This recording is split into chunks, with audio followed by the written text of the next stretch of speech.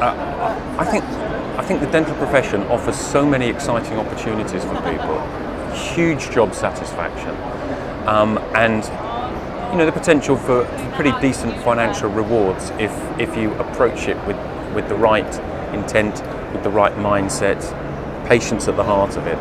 I think it's an amazing career, and one of the things that I'm concerned about, or almost to the point of being dismayed about, is what I perceive to be a real challenge for the mental health of the profession as a whole. So many dentists are feeling under so much pressure at the moment that, particularly when it comes to the NHS, I'm worried about what that might mean. There's a recruitment crisis, as evidenced by the BDA's research. 2/3 of NHS practices in England struggling to find an associate.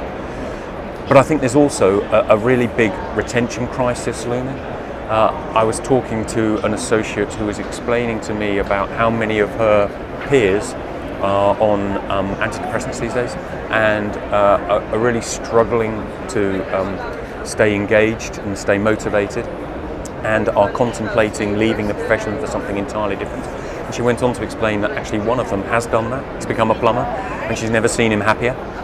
Now, that can't be right. So if we've got this recruitment crisis and we've got potential for large chunks of dentists to decide to either leave the profession a few years earlier than they intended to in terms of bringing forward their retirement, or actually leaving at the early stages of their career because they can't see any real long-term future for themselves within dentistry, that really worries me. And although, of course, my commercial agenda suits the idea that more dentists will go private, and it's something that I've championed throughout my career, and to good effect.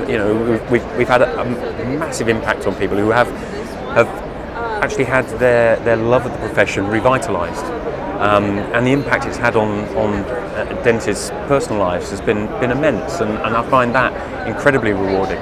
So of course I'm passionate about private dentistry, but not to the exclusion of a healthy, vibrant NHS. I think we need a healthy, vibrant NHS.